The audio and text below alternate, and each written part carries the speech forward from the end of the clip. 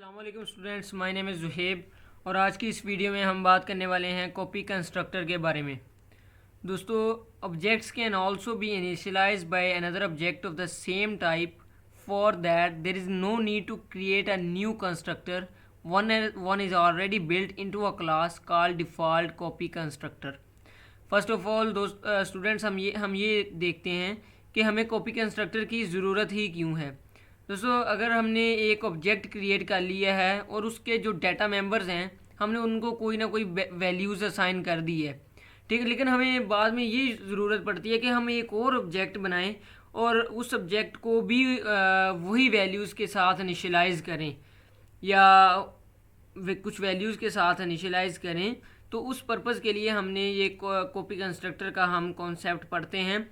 इसका मकसद ये है कि हमें बार बार फंक्शन कॉल करना, वैल्यू असाइन करना, वो वाली चीज़ें ना करनी पड़े। हम एक ऑब्जेक्ट की जो वैल्यूज़ हैं, उसके जो डाटा मेंबर्स की वैल्यूज़ हैं, हम उस ऑब्जेक्ट की एक ऑब्जेक्ट के डाटा की को दूसरे ऑब्जेक्ट में हम असाइन कर सकते हैं इजीली। उस कंसेप्ट को कहते हैं कॉपी कंस्ट्रक्टर। दोस्त, चलते हैं अपने डेव की स्क्रीन पे जहाँ मैं आपको ये सारी बातें क्लियर करवाता हूँ। अच्छा जी, पहले मैं ये लिख लेता हूँ हैश इंक्लूड आयो स्ट्रीम लाइब्रेरी। मैंने ये बना लिया जी, ठीक है जी। यूजिंग नेम स्पेस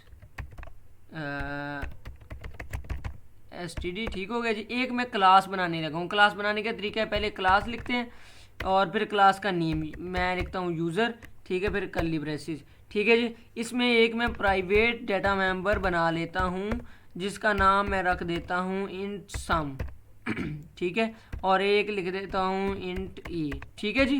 ये दो मैंने डाटा मेंबर्स लिख दिए हैं इसमें। फिर पब्लिक में मैं एक फंक्शन कॉल करूँगा। हाँ, एक मिनट।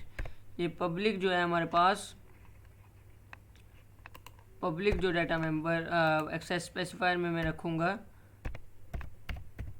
पब्लिक, ठीक है जी। एक मैं इसमें एक फंक्शन बना लेता हूँ वॉइड असाइन, ठीक है जी, कि ये जब फंक्शन कॉल करेगा, ऑब्जेक्ट इस फंक्शन को कॉल करेगा और ये फंक्शन हमारा सम और ए में वैल्यूज़ कोई ना कोई असाइन कर देगा, ठीक है जी। इसमें मैं लिख देता हूँ int sum is equal to sum is equal to 5, a is equal to 10, ठीक है जी। ये मैंने लिख दिया क्योंकि हमें पता है कि जब हमने प्राइवेट एक्सेस स्पेसिफायर रखा है तो हम डायरेक्टली ऑब्जेक्ट की मदद से भी इन ए और सम को नहीं एक्सेस कर सकते। इसीलिए हमने ये एक फंक्शन बनाया है इस सम और ए को एक्सेस करने के लिए। क्योंकि जो प्राइवेट एक्सेस स्पेसिफायर है उसका मतलब ही ये है कि सिर्फ उसकी जो डाटा मेंबर्स हैं या फंक्शंस हैं, हम सिर्फ उसी क्लास, अगर कोई ना कोई हमने मेंबर प्राइवेट बनाया है तो हम उन मेंबर्स को सिर्फ क्लास के अंदर अंदर तक ही एक्सेस कर सकते हैं। अब मैं मेन में आ जाता हूँ। इंट मेन आ गया हमारा, ठीक है जी। इसमें मैं एक ऑब्जेक्ट बनाता हूँ। ऑब्जेक्ट बनाने का तरीका है क्लास का नेम लिखना है और जो मर्जी आप इसका ऑब्जेक्ट का नेम लिख सकते हैं। ऑब्जेक्ट का नेम आ गया, ठीक है जी।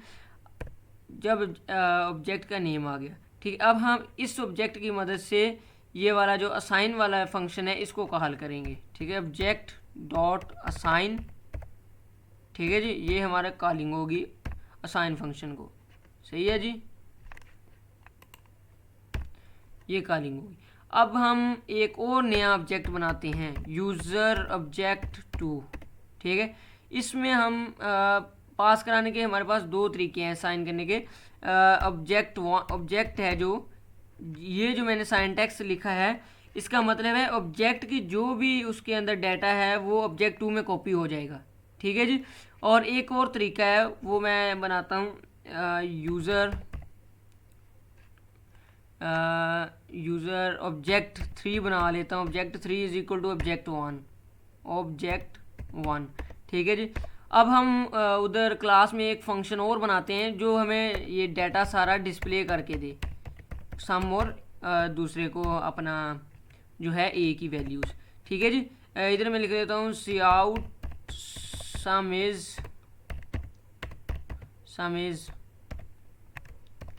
सम आ गया, ठीक है जी। और एक हमारे पास है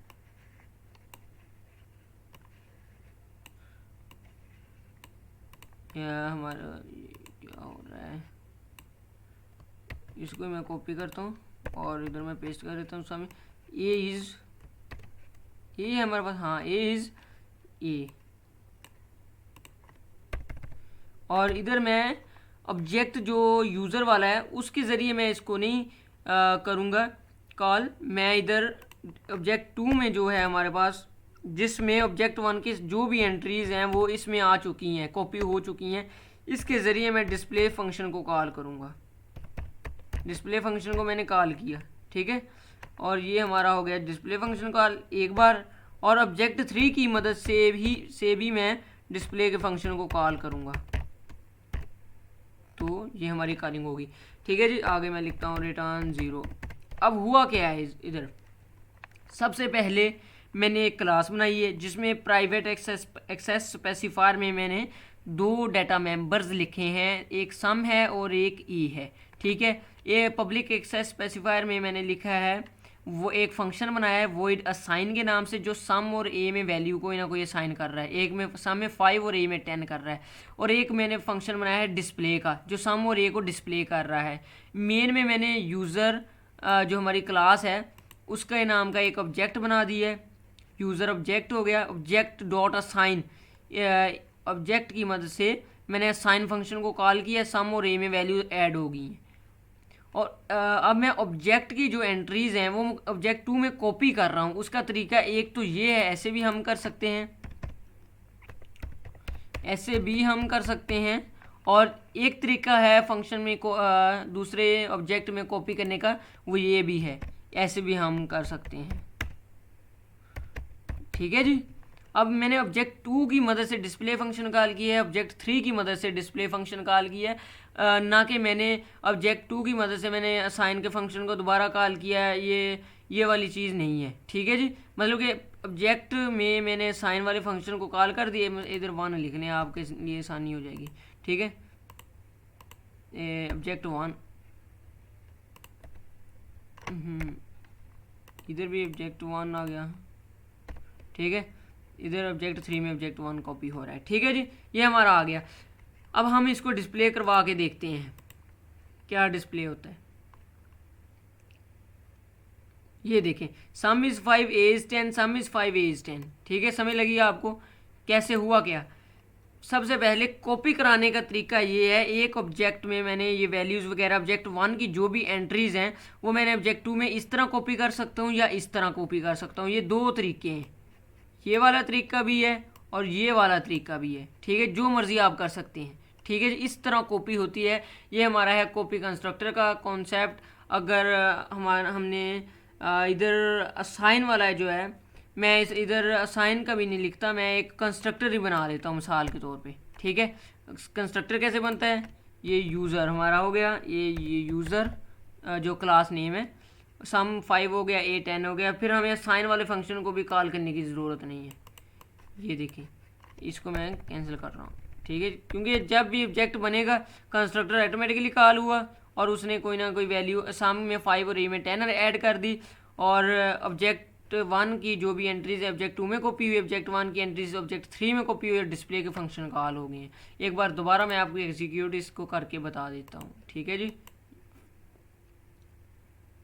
ये हमारा है कॉपी कंस्ट्रक्टर का तरीका। ये देख लें, क्योंकि हमने डिस्प्ले के फंक्शन को 2 बार कॉल किया है, पहले बार ऑब्जेक्ट 2 की मदद से किया है यूजिंग ऑब्जेक्ट 2, ये हो गया सम इज़ 5 ए इज़ 10, और सम इज़ 5 ए इज़ 10 ये हो गया ऑब्जेक्ट 3 की मदद से। ठीक है जी, ये हमारा है कॉपी कंस्ट्रक्टर का।